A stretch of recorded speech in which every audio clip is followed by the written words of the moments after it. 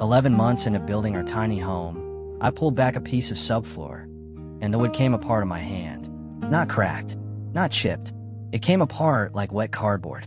Underneath it, black mold was already crawling up the inside of our walls. Walls we had just spent $4,000 finishing. We were 3 weeks from move-in day. We had already given notice on our apartment, and standing there, holding a fistful of rotten particle board, I genuinely thought, this project is dead. That moment didn't happen because we were lazy. It didn't happen because we didn't care. It happened because of one decision we made in week 2, a decision that felt completely harmless at the time. And by the time we found out it was a mistake, it was already hiding behind drywall. If you're planning a tiny home build, or you're already knee-deep in one, I need you to stick with me for the next few minutes, because the mistakes that almost sank our project are the exact same mistakes still wrecking new builds in 2026. Some of them are still invisible to you right now, even if your build looks perfect on the surface. Before I show you exactly where it went wrong, and how we clawed this build back from the edge, hit subscribe and turn on notifications right now. We're documenting this entire build start to finish on this channel, mistakes and all. And if you're building your own tiny home, you genuinely cannot afford to make the same ones we did. Subscribe now, because what I'm about to show you at the 2-minute mark is the single most expensive lesson of this entire build, and you'll want to see exactly how we caught it before it was too late. Okay, let's go back to the beginning. When we started this build, we were exactly like most first-time tiny home builders. Excited, optimistic, completely underestimating what we were about to take on. We had a number in our heads, somewhere around $45,000, because that's what a couple of YouTube videos told us was realistic. What we didn't understand yet is that in 2026, a professionally built tiny home typically runs somewhere between $30,000 and $150,000, and even DIY builds, where you're doing most of the labor yourself, commonly land between $15,000 to $40,000 in materials alone before land, permits, or utilities are ever factored in. Per square foot, tiny homes actually cost more than a traditional house, often $150 to $400 per square foot, because you're cramming full-size systems, full-size fixtures, and full-size complexity into a fraction of the space. Small doesn't mean cheap. It means dense. We didn't know that yet, so we did what a lot of people do. We bought a trailer, we found some plans online, and we started building fast because we were so afraid of losing momentum that we skipped the part everybody tells you not to skip. We skipped the planning. Here's something almost nobody tells first-time builders clearly enough. On a tiny home on wheels, your trailer isn't just a way to move the house. It is the foundation. It's the single structural element that everything else in your entire home depends on. Get it wrong, and you're not building on solid ground. You're building on a slow-motion problem. We bought a used trailer because it was $4,000 cheaper than a new one rated specifically for tiny home construction. It looked fine. It rolled fine. What we didn't check, because we didn't know we needed to, was whether the frame had old weld repairs, rust creeping through the crossmembers, or a gross vehicle weight rating that could actually handle a fully finished home. Tiny homes on wheels need frames rated for somewhere between 10,000 and 14,000 pounds, with proper hurricane ties at the joist connections, because once you add framing, insulation, siding, fixtures, and furniture, that weight adds up faster than anyone expects. We got lucky on the trailer itself. We did not get lucky on what we built directly on top of it. This is the mistake from the hook. This is the one that nearly ended us.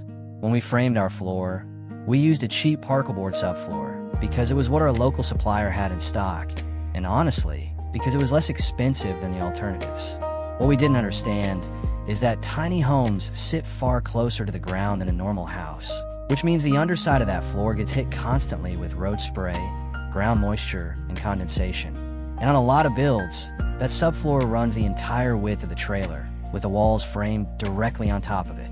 So if moisture gets into that particle board, it doesn't just damage a floor. It compromises the thing your entire house is standing on. There's actually a name for what was happening to us behind our walls. Thermal bridging, sometimes called a thermal short circuit. Warm, moist indoor air was finding its way down into the cold floor cavity, hitting the cold metal trailer frame, and condensing right there, invisibly, night after night. We didn't do a single thing that looked careless. We didn't spill anything. We didn't leave a window open in the rain. This was slow, quiet, and completely hidden for months. And here's the detail that genuinely shocked me when we finally figured out what went wrong. At one point, we'd actually considered drilling small drainage holes into the floor pan, just in case water ever got in there. It felt like a smart, cautious move. It is actually one of the most common and most damaging tiny home building mistakes there is, because those holes don't drain water out. They break your air seal and invite humid air straight in, where it condenses on the underside of the floor and starts the exact rot cycle we were now staring at. Thankfully, we never drilled those holes. But we made an equally quiet mistake. We never properly air sealed the floor cavity at all, and we skipped a vapor barrier because we were racing to get walls up before winter. By the time we noticed a soft spot near the bathroom wall, it had already been rotting for months, hidden completely behind finished floors and framed walls. I want to be honest with you about what that moment actually felt like, because most build videos gloss right over this part. We had already told our landlord we were leaving. We had friends who'd asked to visit. Once it's done, we had spent close to 70% of our total budget. And now we were looking at ripping out a section of finished flooring, exposing framing we had already insulated and sealed, and rebuilding it correctly with money we genuinely weren't sure we still had. This is, according to people who run tiny home building workshops, the single most common reason builds actually fail. Not bad design, not bad taste, but running out of money partway through at the exact moment when the smartest thing to do is stop, fix the real problem, and keep going. Because once your money's gone, it is extremely difficult to get a loan to finish a project that's already half built. There's very little financial recourse once you're in that hole. We had a choice: patch it and hope, or tear it open and fix it properly. I remember sitting in the truck outside the build site that night, not talking, just doing math on a phone calculator over and over, like the number was going to change if we added it up one more time. It didn't change. We were going to be short. But we also both knew, without saying it out loud, that patching over a rotting floor and moving in any way wasn't actually saving money. It was just moving the cost further down the road, to a future version of us who'd have to deal with a collapsing subfloor while actually living in the house. So we made some calls. We picked up weekend work. We sold a truck we'd been holding on to just in case, and we tore it open. Underneath that section of floor, we found exactly what a tiny home moisture specialist would have predicted: soft, rotting particle board, early-stage mold on the framing, and a floor cavity that had never been properly air-sealed in the first place. The insulation we'd installed with so much pride 4 months earlier was doing almost nothing, because warm air was leaking straight past it into a cold, damp cavity below. Here's the fix that actually saved this build, and it's the same fix any tiny home moisture guide will tell you to prioritize: full air sealing of the floor assembly, tape seams on the floor pan with 0 unnecessary penetrations, a proper vapor barrier, and rigid foam insulation between the cross members instead of the cheaper bad insulation we'd used the first time, which does nothing to stop that thermal bridging where warm air meets cold metal. We also swapped every inch of that particle board for treated, moisture-resistant subfloor material, because in a structure this small, there's almost no margin for error. The exterior skin of a tiny home is proportionally much larger relative to its size than a regular house, which means more seams, more joints, and more opportunities for water to find a way in. We also learned, a little painfully, why so many experienced builders push people toward closed-cell spray foam directly on the trailer deck before the finished floor ever goes down. It seals and insulates in a single step, and it eliminates the thermal bridging problem almost entirely.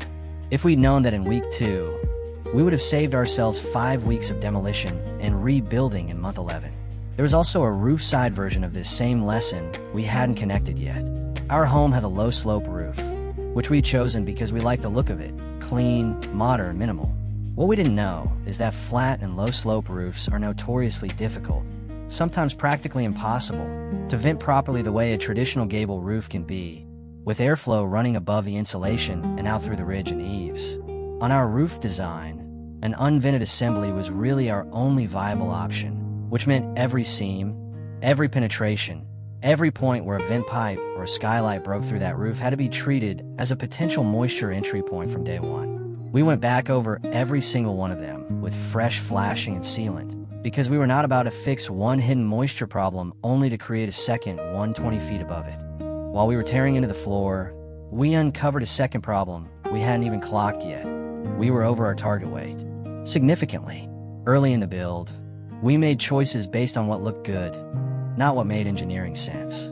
We loved the look of natural tile in the bathroom. We loved a heavier siding option. Nobody warned us that a single bathroom's worth of tile can weigh well over 1,000 pounds. We know now, because we personally hauled 1,200 pounds of it out of that trailer. Heavy materials like tile, sheetrock in excess, and old-fashioned tar roofing shingles all add weight fast. And on a home that's meant to travel on a trailer, every pound matters. Too much weight at the back causes dangerous trailer sway. Too much weight up front overloads your tow vehicle's hitch. And most states cap legal road height at roughly 13 feet 6 inches total. Trailer, floor system, walls, and roof combined, which means every design decision, right down to how thick your floor assembly is, can eat into your legal towing limit before you've even finished framing. We ended up swapping most of our tile for lightweight materials designed to mimic stone and wood at a fraction of the weight, and we moved to a lighter fiber cement and metal siding combination, which, as a bonus, turned out to look even better than our original plan, and is now the dominant siding choice in quality tiny home builds specifically because it balances durability with weight. Here's the mistake that doesn't show up in a single photo, but could have ended this project just as fast as rotten wood: zoning and permits. We got lucky, honestly, because we checked early, but I know builders who didn't, and it cost them everything. Tiny homes exist in a genuine legal gray area in a lot of jurisdictions. Some cities won't let you use a tiny home on wheels as a full-time residence at all. Some classify a tiny home as an accessory dwelling unit, which means it has to sit on a permanent foundation on a property that already has a separate main house. Some require the tiny home to connect to city water and sewer completely independently, even if there's already a house on the same lot with working utilities 20 feet away. And permit costs alone in 2026 typically run somewhere between $500 and $3,000, sometimes climbing past $5,000 in areas with stricter ADU-specific requirements, on top of separate costs for inspections and utility connection approval. If we bought our land based purely on the view, the way we almost did, we could have discovered, after already breaking ground, that our dream property simply doesn't allow what we were building. Builders who skip this step don't just risk a fine. They risk being told to relocate a home that's already built, wired, and plumbed. Always call your local planning department before you buy land, before you buy a trailer, before you buy a single stick of lumber. It is the least exciting part of this entire process, and it is the part with the power to end your project before it even starts. I also want to mention something a lot of new builders are running into right now in 2026 that we ran into ourselves: leaning on AI tools and online forums for building advice. We use them constantly for cost estimates, layout ideas, material comparisons, and honestly, a lot of it was genuinely useful for getting oriented fast. Other builders who've documented their own tiny home projects this way, including a couple who built their home in the Netherlands using AI assistance throughout, have said the same thing we learned firsthand. It's a great research starting point, but it is not a substitute for a licensed electrician, a structural opinion on your specific trailer, or an inspector who actually knows your local code. We treated some early advice as gospel when it should have been a starting question to bring to a professional. That gap between sounds right and verified by someone qualified is exactly where our floor problem was born. It took us 5 additional weeks and just under $6,000 we hadn't budgeted for to fix the floor, cut our material weight down to a safe towing range, and finally get our permits fully signed off. 5 weeks we didn't have. $6,000 we didn't have. But here's the thing nobody tells you about the moment you almost fail. Fixing it properly, even late, is still infinitely cheaper and safer than living in a home with a rotting structural floor, an unsafe tow weight, or a legal status that could get you forced off your own land. We moved in 8 weeks later than planned. The bathroom is genuinely gorgeous now. Every one of those lightweight tile alternatives looks better than the heavy stuff we ripped out. And every single time it rains, I go out and check under that floor, just to be sure. Old habits. If you take one thing from this video, take this: the mistakes that nearly end a tiny home build are almost never the ones you can see. They're not the paint color you regret or the layout you'd tweak. They're sealed behind your walls, buried under your floor, or waiting quietly in a zoning document you never read. Before you frame a single wall, call your local planning office. Before you choose a subfloor, research proper air sealing and vapor barriers for your climate. Before you fall in love with a heavy material, weigh it against your trailer's real capacity and build in a real contingency budget. Not 5%, but something closer to 20, because the projects that survive aren't the ones that never hit a problem. They're the ones that had the money and the will left to fix it when they did. We almost didn't get there. I'm genuinely glad we did. If this saved you from making even one of these mistakes, that's exactly why we make these videos. So hit subscribe if you haven't already, and turn on notifications, because next week I'm walking you through the exact floor assembly we rebuilt, step by step, so you can copy it directly and skip the 5 weeks of demolition we didn't. Drop a comment and tell me which one of these mistakes is closest to something you're worried about in your own build. I read every single one, and I'll be answering the most common ones in next week's video. Thanks for watching Tiny Home World. I'll see you in the next one.